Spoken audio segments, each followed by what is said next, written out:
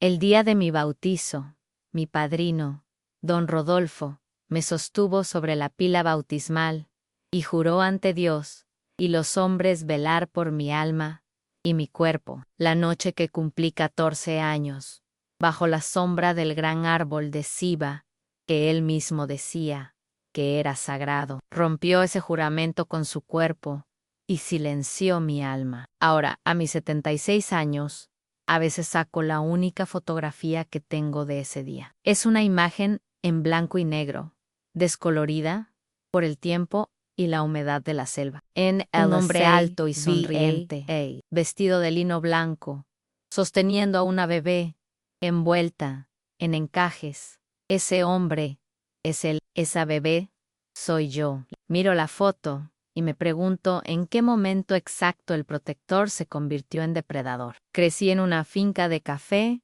en las tierras altas de Chiapas. Mi mundo era un paraíso verde y húmedo, perfumado por el olor de las orquídeas salvajes y el café en flor. Mis padres, Javier y Elodia, eran trabajadores de la finca, gente humilde cuya vida entera dependía de la benevolencia del patrón, don Rodolfo. Él era el dueño de todo de la tierra, de las plantas de café, de las casas en las que vivíamos. Era un hombre poderoso, con una voz suave y una generosidad que era a la vez un regalo y una cadena, y era mi padrino. Mi madre siempre decía que habíamos sido bendecidos. Don Rodolfo me trataba con una predilección especial. Me traía dulces de la ciudad, vestidos que mi madre nunca habría podido comprar, y siempre me decía que yo era la flor más bonita de su finca. Yo lo quería con la devoción inocente de una ahijada. Para mí, él era una especie de rey bueno, un dios terrenal que nos cuidaba desde su gran casa. La noche de mis 14 años, mis padres me hicieron una pequeña fiesta en nuestra cabaña. Invitaron a nuestros vecinos y, por supuesto, a don Rodolfo. Él llegó con un regalo, una pequeña cadena de plata con una cruz. Me la puso él mismo en el cuello. Para que te proteja siempre, mi Xochitl, dijo, y sus dedos rozaron mi piel.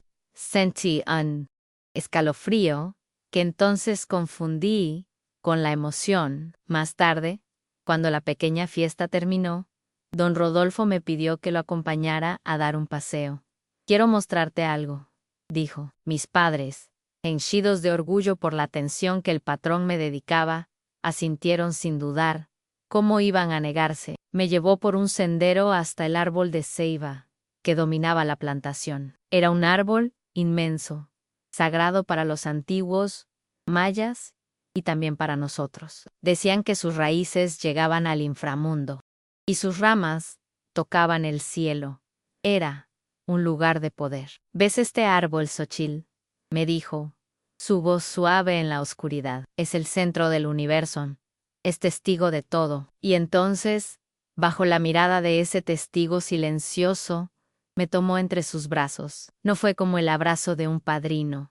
Fue el abrazo de un cazador. Lo que pasó después es una memoria rota, una serie de imágenes que mi mente ha intentado enterrar bajo 60 años de hojas muertas. El olor a tabaco y a tierra mojada. Los monos aulladores a lo lejos, un coro para mi profanación, el peso de su cuerpo sobre el mío, y el dolor, un dolor agudo que no era solo de la carne, sino del alma, al romperse. Cuando terminó, se arregló la ropa y me miró desde arriba. Yo estaba hecha un ovillo en las raíces del árbol. Esto es un secreto, ¿entiendes?, dijo, y su voz ya no era suave, sino dura como la piedra. Tu padre trabaja para mí, en tu familia, vive en mi tierra. Comen de mi mano. Si dices una sola palabra, nadan en la calle pasando hambre. El bienestar de tus padres está en tu silencio. Me quedé allí,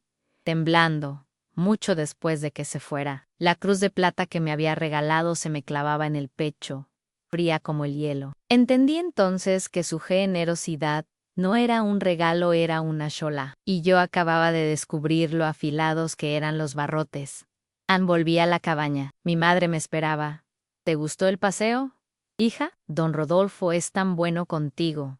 Yo solo asentí, incapaz de hablar. Y es noche, bajo el techo de la casa que mi padrino nos permitía habitar, aprendí la lección más importante de mi vida, que las promesas hechas ante Dios pueden ser rotas en la oscuridad y que el silencio, a veces, es el precio que se paga por la supervivencia de los que amas. Si crees que la traición más cruel es la que viene disfrazada de protección. Suscríbete para seguir la historia de Xóchitl y el juramento roto que definió su vida. Dinos en los comentarios, desde tu ciudad, ¿qué es más poderoso, el juramento hecho ante Dios o la amenaza de un hombre que se cree un Dios? Dale a like si has sentido el peso de un secreto. Los días que siguieron a la noche bajo la ceiba fueron una lección de actuación. Aprendí a sonreír cuando mi padrino, don Rodolfo,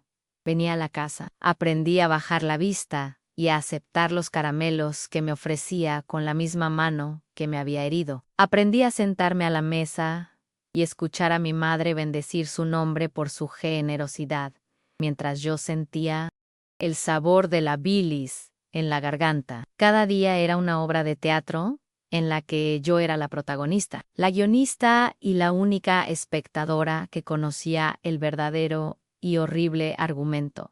Don Rodolfo era un maestro en el arte de la tiranía sutil. Su poder no necesitaba de más violencia física. Se manifestaba en sus gestos. A veces, delante de mis padres, me revolvía el pelo y decían: esta Xóchitl, tan calladita, tan buena, es un ejemplo de ahijada, y en esas palabras yo oía la amenaza: callada, sigue siendo buena, o ya sabes lo que pasará. Los regalos que antes me llenaban de alegría ahora se sentían como el pago por mi silencio, como las monedas que se les ponen a los muertos en los ojos. Mi madre, Elodia, en su devoción por él, se convirtió en una carcelera involuntaria. Cantaba sus alabanzas a todas horas. Don Rodolfo nos ha regalado un saco de maíz. Don Rodolfo ha dicho que tu padre es su mejor trabajador. Don Rodolfo ha preguntado por ti, hija. Te quiere como si fueras. Cada una de sus frases era una vuelta más de la cuerda que se me anudaba en el cuello. ¿Cómo podía yo destruir al santo patrón de mi madre? ¿Cómo podía arrancarle el velo de los ojos y mostrarle que el hombre a quien tanto agradecía era la fuente de la extraña tristeza que se había apoderado de su hija? La tortura alcanzó su punto álgido durante la fiesta patronal del pueblo. Un mes después, don Rodolfo, como todos los años, era el patrocinador principal. Pagó por los músicos, por los fuegos artificiales. Durante la misa, se sentó en la primera fila, y el cura le agradeció públicamente su piedad y generosidad.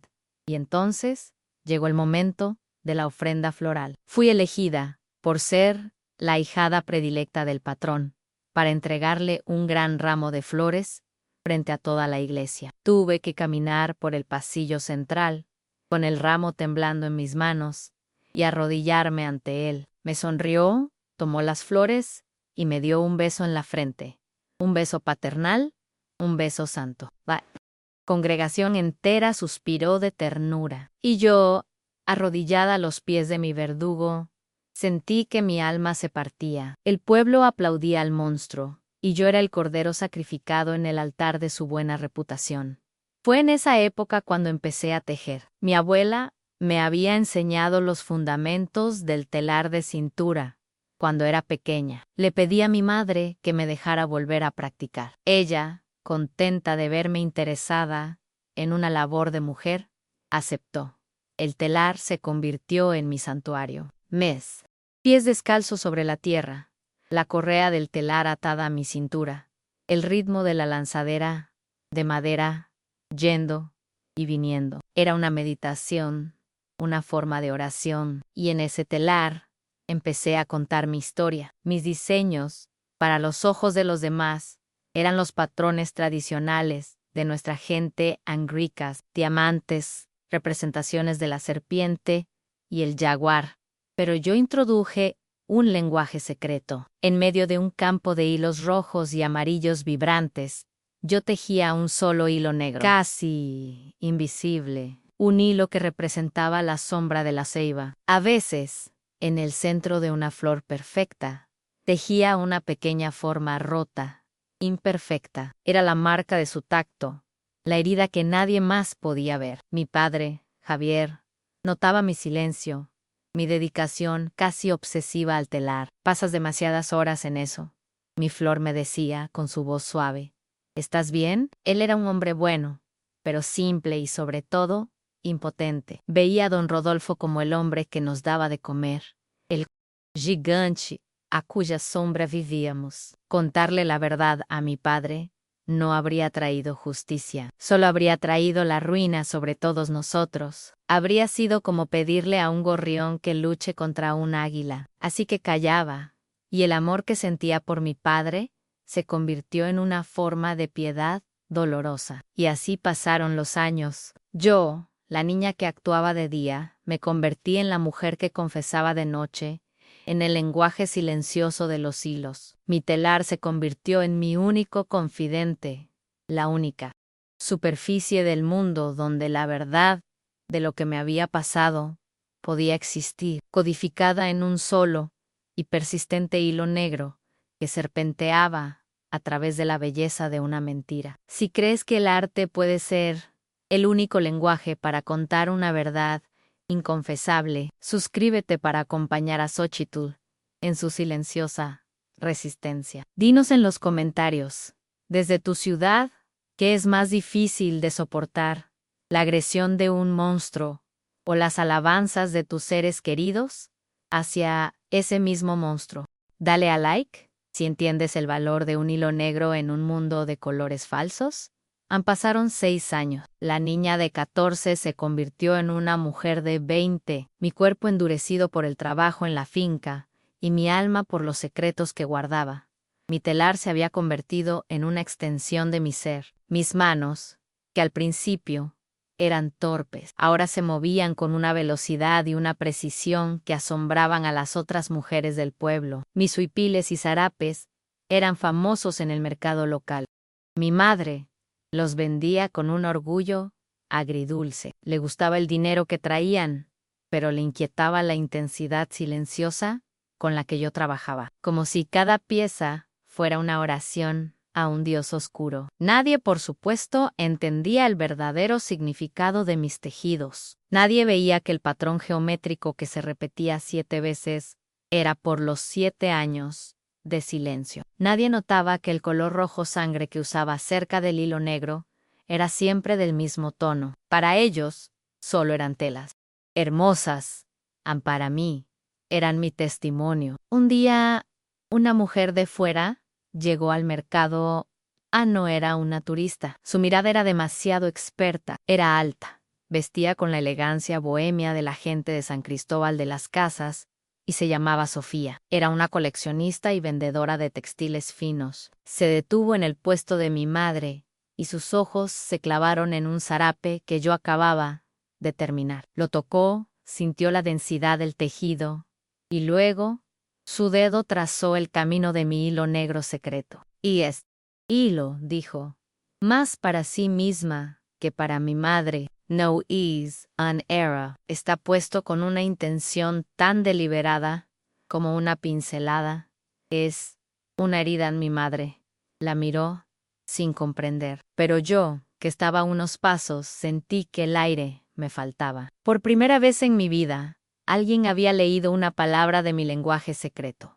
Sofía pidió conocer a la tejedora. Mi madre, halagada por el interés de una compradora tan importante, me trajo ante ella. Yo me sentía como un animal asustado, sacado de su madriguera, pero Sofía no me miró con lástima, sino con el respeto de un artesano a otro. Tu trabajo tiene alma, me dijo en voz baja, para que solo yo la oyera, pero es un alma que duele.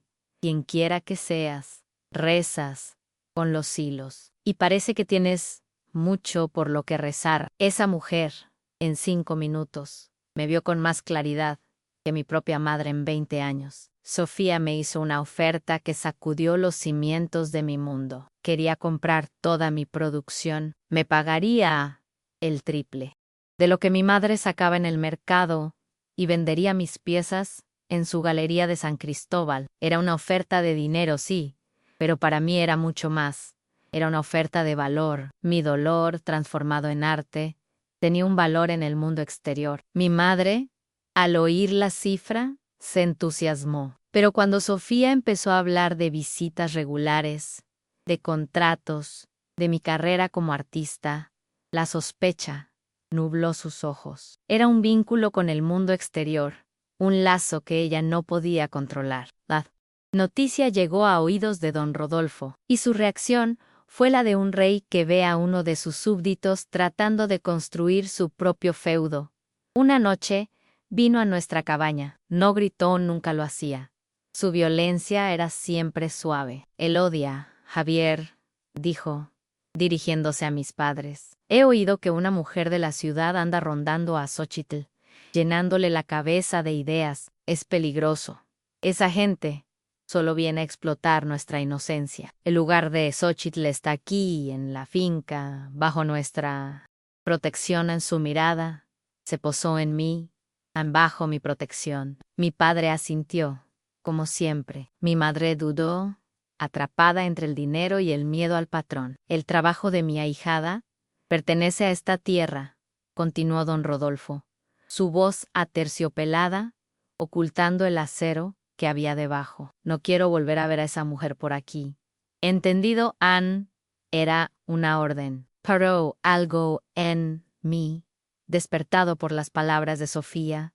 Se negó a obedecer. Cuando don Rodolfo se fue, miré, dije, a mi madre, y me sorprendió mi la trabajo. firmeza de mi propia voz. Son mis manos. Es tu deber obedecer a tu padrino, respondió ella, aunque vi la duda en sus ojos. No discutí más. A la semana siguiente, cuando Sofía volvió, me reuní con ella escondidas en un sendero del cafetal. Llevaba conmigo 2 huipiles nuevos. Mi padrino me lo ha prohibido, le dije. Mi madre tiene miedo. Sofía me miró, y en sus ojos no había lástima, sino complicidad. Los patrones y los padres tienen miedo de las mujeres que pueden ganarse su propio dinero. Xóchitl les quita su poder. Tomó las piezas. Yo seguiré viniendo. Búscame cuando puedas. El hilo negro es el más importante de todos. No dejes que te lo corten. Esa noche, mientras escondía el dinero que Sofía me había pagado, sentí una nueva fuerza. El miedo seguía ahí, pero ya no estaba solo.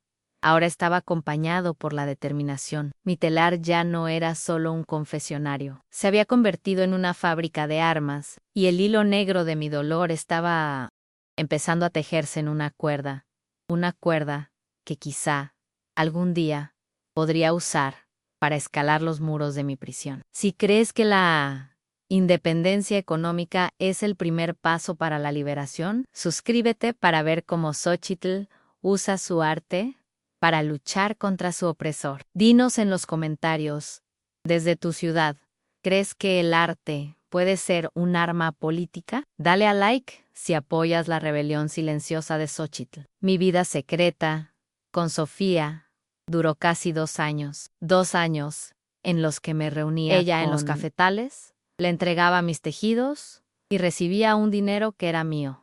Un dinero que olía a independencia. Lo guardaba en una caja de hojalata, enterrada bajo una baldosa suelta de mi cuarto. Con cada billete que añadía, sentía que construía un peldaño más en la escalera para salir de mi pozo. Ese dinero me cambió.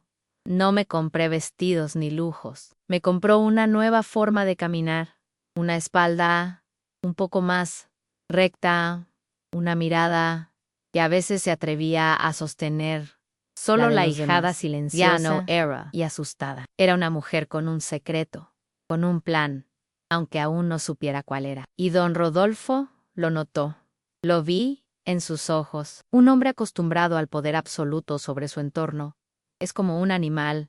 Siente la más mínima alteración en el aire, el más sutil cambio en el comportamiento de su presa. Veía mi nueva y frágil confianza y no le gustaba. Sentía que me estaba escapando de su control. Y eso era algo que su orgullo no podía tolerar. No sabía de mi trato con Sofía, pero no necesitaba saberlo. Decidió atacarme en el único lugar donde sabía que podía herirme de verdad a mi telar. Ocurrió una mañana en que todos habíamos ido al pueblo vecino por una cuestión de papeles. Cuando volvimos, fui directa a mi telar, que dejaba siempre en el rincón del porche, y lo encontré destrozado no de forma obvia. A simple vista, parecía intacto, pero al acercarme, vi que alguien, con una navaja, había cortado uno por uno los cientos de hilos de urdimbre que formaban el tapiz en el que estaba trabajando. Era un acto de una crueldad meticulosa. No había roto la madera, había asesinado la obra, la había dejado inservible. Y junto al telar, en el suelo, estaban desparramados y pisoteados mis ovillos de hilo, especialmente los que yo misma teñía con cochinilla y añil. Los colores más vivos, los más caros, estaban sucios, manchados de lodo y grasa. Mi madre soltó una exclamación de pena. «Algún animal se habrá metido», dijo. Mi padre miró la escena con sus ojos tristes y no dijo nada, pero yo sabía qué animal había sido. Esa tarde, fui a la casa grande. Don Rodolfo estaba en su despacho, fumando ampurao. Entré, sin llamar. Me miró con una falsa sorpresa. «Xóchitl, qué visita inesperada», dijo. «¿Alguien ha destrozado mi trabajo?», dije, mi voz temblando, pero no de miedo, sino de una rabia blanca y fría. «Ha arruinado mis hilos, a meses de trabajo». Él soltó una bocanada de humo. «Qué lástima», dijo, mirándome directamente a los ojos. «Mucha maldad en el mundo, hey, ahijada. Y a veces, cuando una se dedica a cosas que no le corresponden, cuando se distrae de sus verdaderos deberes, pasan accidentes, es una lección. Tu lugar está cuidando de tu casa, ti, tus padres». No soñando con ser artista, era una confesión, una amenaza y una sentencia. Volví a mi cabaña con su advertencia resonando en mis oídos. Esa noche no lloré.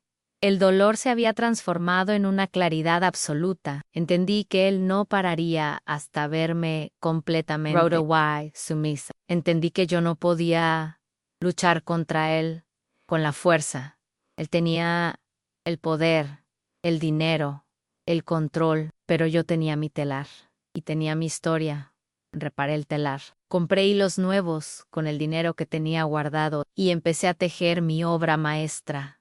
Ya no sería un paisaje abstracto de mi dolor. Sería un mapa, un tapiz grande, el más grande que hubiera hecho nunca. Y en él empecé a tejer sus pecados. Usé un lenguaje de símbolos que solo Sofía podría entender. En una esquina, otro ojo experto, tejí la historia de un campo de maíz y una línea de propiedad torcida, el símbolo de la tierra que le robó a la familia de un vecino hacía años. Un rumor que siempre había corrido por la finca. En otra parte, tejí la figura de un hombre pequeño entregando un saco de café y recibiendo solo unas pocas monedas, el símbolo de cómo estafaba a los trabajadores. En el centro majestuoso y terrible, empecé a tejer un gran árbol de ceiba, y en sus raíces tejí la figura de un hombre grande, vestido de blanco, y a sus pies una pequeña flor rota,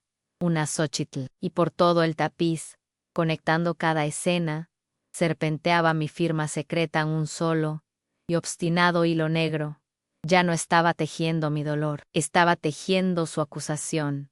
Mi arte había dejado de ser un refugio, se había convertido en un arma, y yo, la tejedora silenciosa, me estaba convirtiendo en la cronista de los crímenes del hombre que se creía un dios. Si crees que la memoria puede ser justicia más poderosa, la forma de suscríbete para ver si el tapiz de Xóchitl se convierte en la soga de su padrino. Dinos en los comentarios, ¿desde tu ciudad puede el arte derrocar a un tirano? Dale a like. Si crees en el poder de contar tu propia historia, trabajé en el gran tapiz durante casi un año. Se convirtió en mi única razón de ser. Tejía de noche, a la luz de un candil, mis dedos moviéndose con una precisión febril.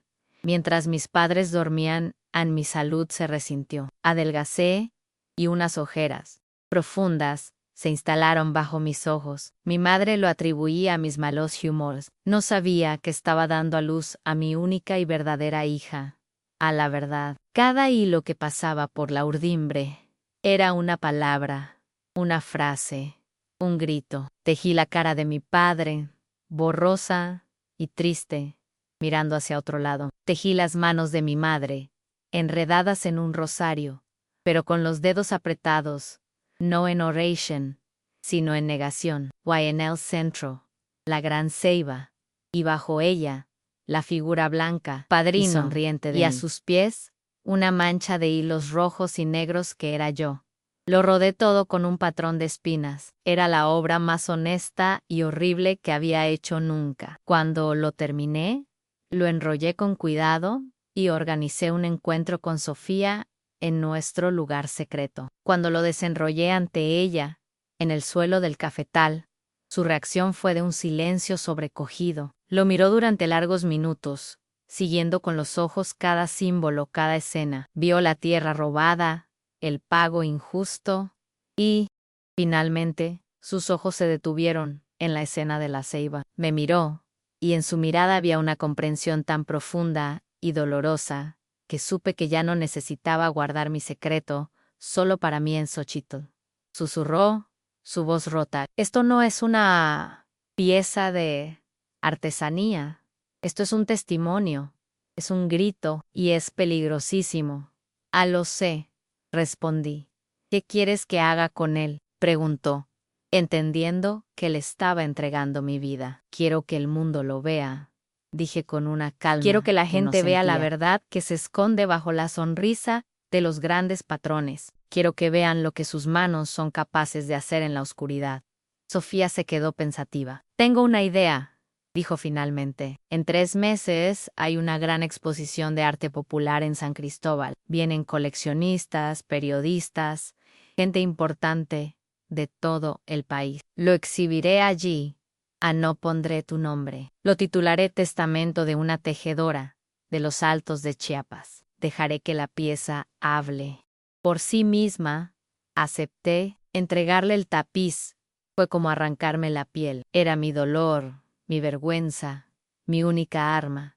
Y la estaba poniendo en manos de la única persona en el mundo en quien había aprendido a confiar. Los 3 meses que siguieron fueron la peor tortura de todas. La tortura de la espera. Don Rodolfo, al verme más tranquila, sin mi gran telar, pensó que había ganado, que su lección había funcionado. Volvió a su amabilidad condescendiente, a sus regalos, a su papel de buen padrino.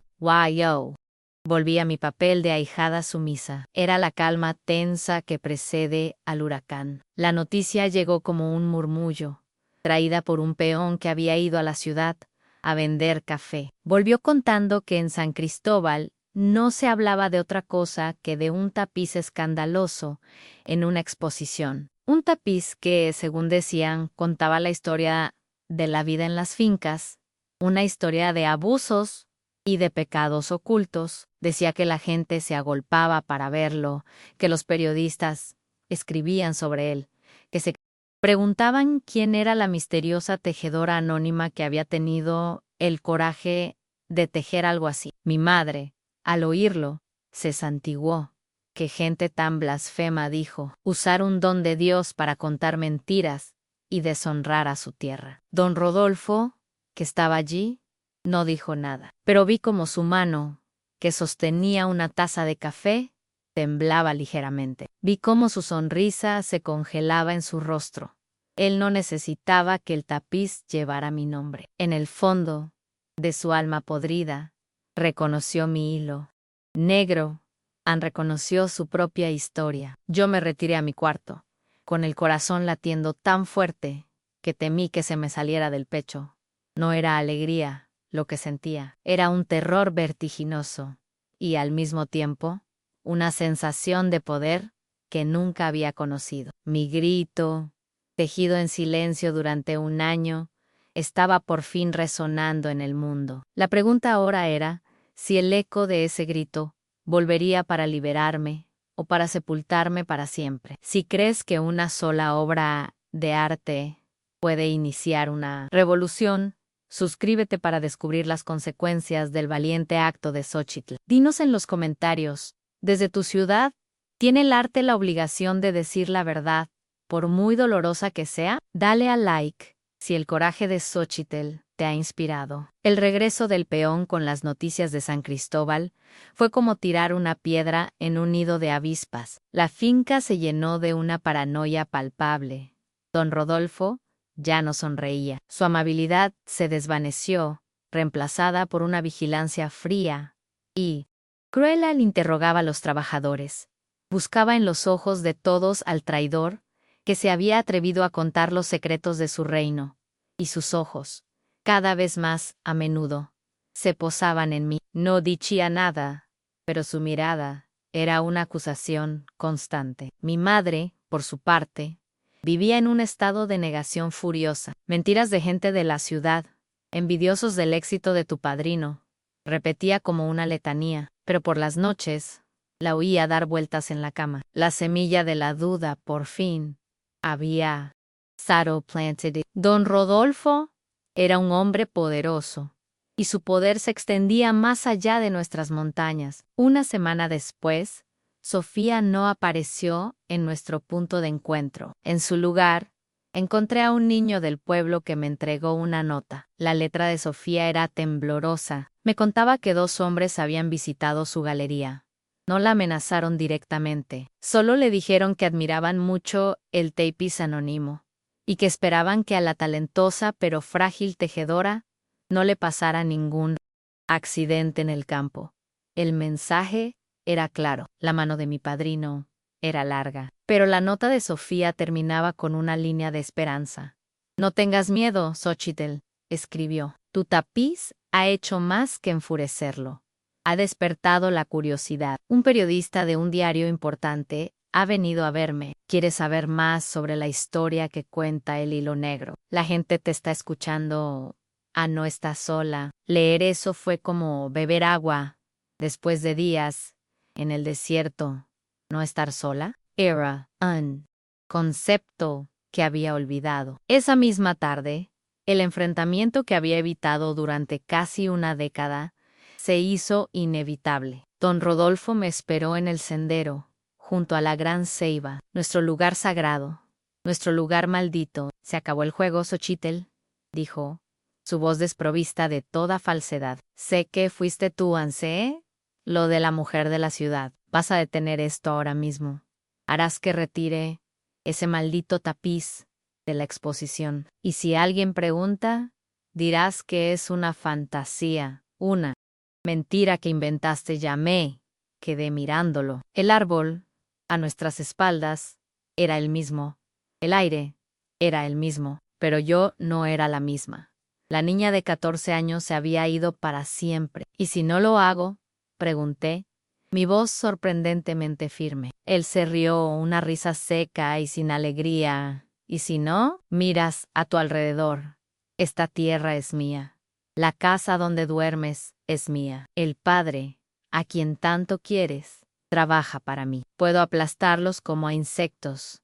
Y nadie en este pueblo siempre ha sido una palabra. El precio de su supervivencia. ¿Vas a dejar que paguen ahora por tu orgullo? Era el mismo chantaje de siempre, en la misma jaula, pero algo dentro de mí, algo que el respeto de Sofía y la atención del mundo habían nutrido, se negó a ceder. Andí un paso hacia él. Usted habla de mi orgullo, dije, mirándolo directamente a los ojos. Hablemos de su honor, el honor del hombre que juró ante Dios protegerme. Cuidado con tus palabras, muchacha. Sí, Seo, su rostro oscureciéndose.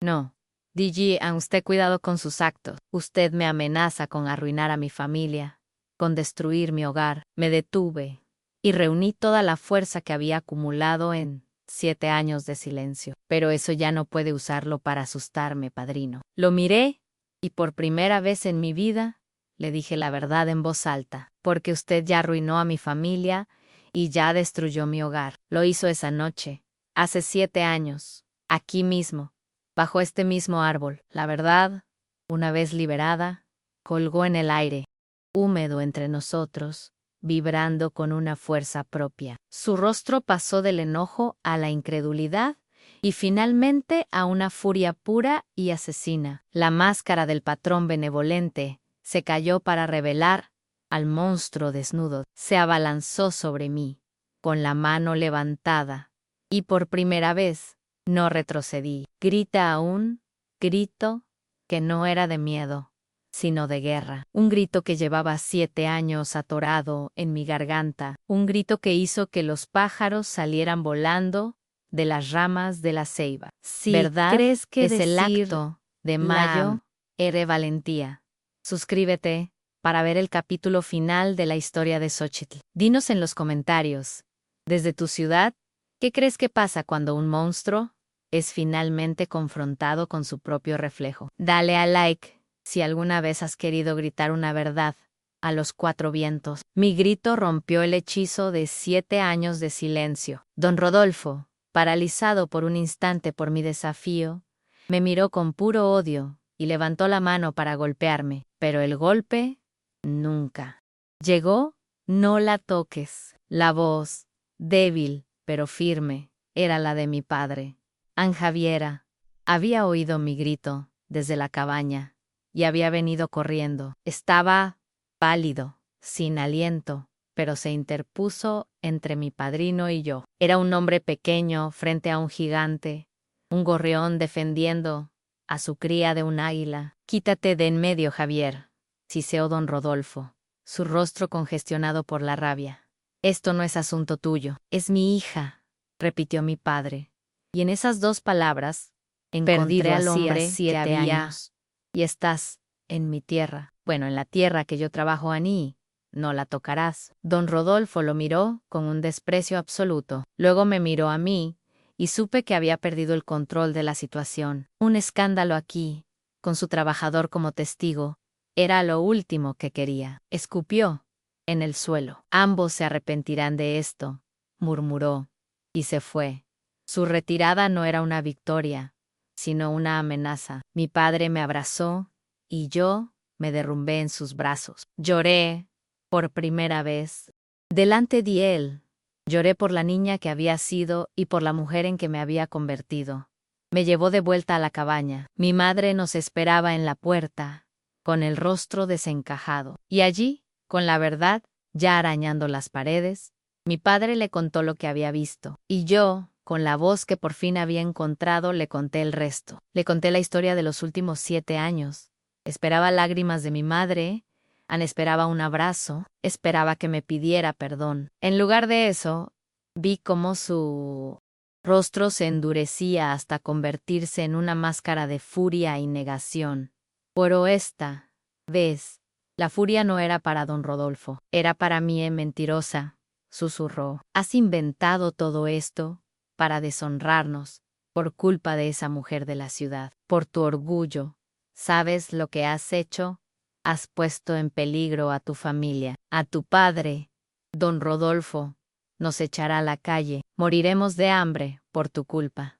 Y esa fue su elección. Entre la verdad de su hija y la protección de su patrón, eligió al patrón. Eligió la mentira. Mi padre la miró, y vi cómo el corazón se le rompía. Anse volvió hacia mí. Sus ojos estaban llenos de una tristeza infinita.